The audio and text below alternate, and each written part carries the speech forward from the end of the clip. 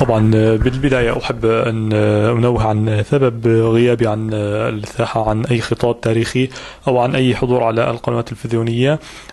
يعني السبب طبيعي، يعني انشغالات فقط في المنزل. هناك حديث يتحدث أن الجيش الحر يعني يسيطر على قسم كبير من سوريا، لذلك أنا أحب أن أؤكد للمؤيدين أنني ما زلت أسيطر على غرفة النوم، وبإمكان قناة الدنيا أو أي قناة سورية أن تأتي وتصور وتعمل تقرير يعني بمراسليها لتؤكد أن الحياة تسير وأن العصافير تزقزق في منزلي. عندي يعني جوزين دجاج، جوزين شخشرلي كما يقولون في طيور الحمام.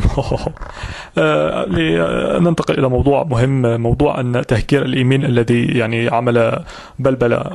أنا أؤكد أن هذا الإيميل ليس إيميلي، حتى إذا أردتم أن تسألوا تتأكدوا اسألوا هديل وثوثان وقول لهم أي إيميل يرسل لكم بشار منه، وسيقول لكم إيميل غير هذا الإيميل، لذلك يعني لا تحلموا أن يعني تهكروا إيميلي. الموضوع الأهم الذي يعني نتحدث به اليوم هو الإشاعة التي قالت قصف يعني قصر الشعب واستهدافي شخصيا. القصف يعني أقول تم، ولكن هم قصفوا البنية الفوقية لقصر الشعب.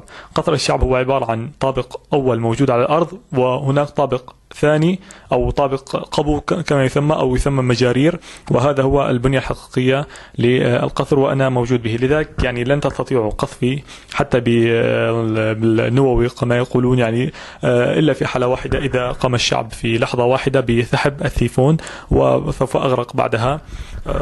لا أريد أن أتحدث عن هذا الأمر.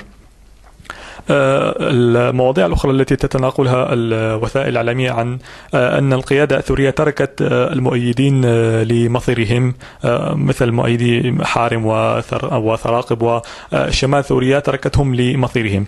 بصراحة نحن لم نترك أحد لمصيره، ولكن كل ما حدث أننا قمنا باختبار للشعب. الشعب خلال أعوام طويلة يهتف بالروح بالدم نفديك بالشهر، وبصراحة يعني هذا أكبر أو أفضل طريقة لاختبار هذا الشعار، وتركناهم ليطبقوا تطبيق عملي، وهم الآن يفدونني بروح بالدم، وهذا التطبيق سيشمل جميع المؤيدين على بقاع الأرض. لذلك يعني هم يرجو أن يستعدوا لهذا الفداء.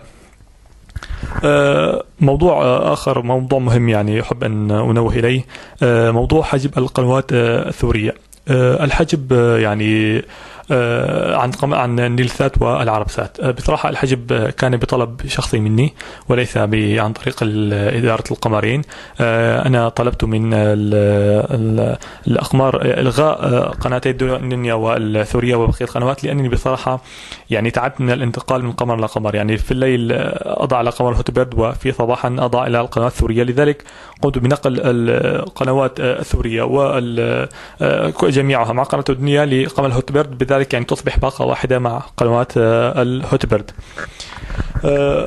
لا أريد أن أنسى يعني الشكر العميق للشركات التجارية طبعا التي ساهمت في هذه الأزمة وكانت سندا قويا للقيادة وسندا شخصيا لي، يعني وأولها شركة حفاضات بامبرز التي أدارتني وكانت الداعم الحقيقي لي. كما يقولون وراء كل رجل عظيم حفاضة، عفوا امرأة.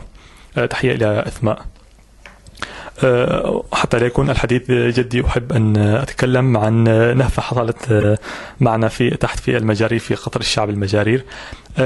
كنت استيقظت صباحا أريد أن أذهب إلى المطبخ، ويعني وجدت هناك أزمة وقيل وقال، فسألت ما السبب؟ قالوا لي أن وليد المعلم وزير الخارجية انتقل بالخطأ إلى ماثورة أضيق يعني وأعلق كرشه.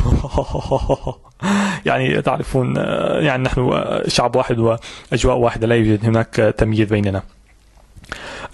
لذلك يعني أحب أن أنوه أو إلى شعبي أن يخففوا من المأكولات التي تعمل إسهال. يعني أنا تحت، يعني لا تنسوني. نهاية أحب أن أنوه إلى موضوع خطير جدا، موضوع دخول الدبابات السورية إلى أراضي الجولان المحتل. بصراحة يعني والله أقسم بالله يعني ما كان القصد أن ندخل نحن بالغلط. يعني طبعا الأخ نتنياهو سوف يقدر موقفي عن هذا الأمر. كل ما هنالك أننا يعني أمرنا الجنود بقصف الجيش الحر المتمركز على القسم السوري من الجولان، ولكنهم قالوا يعني الخطط العسكرية تقتضي أن يكون ظهرنا لإسرائيل وأمامنا العدو، فقلت لهم إذا قوموا بالالتفاف، ادخلوا، اضطررنا للدخول يعني حتى يكون ظهرهم لإسرائيل، وبذلك نجحت الخطة العسكرية يعني، وأكلنا قتل مرتبي من الشباب. بالنهاية يعني رسالة إلى المؤيدين: تبهدلوا أكثر وأكثر يعني كما أنا أتبهدل، يعني هو موضوع متبادل. نحبكم جدا، ويعني استمروا، ويمكن ما تشوفوني بعد الآن، ولكن يعني استمروا، والسلام.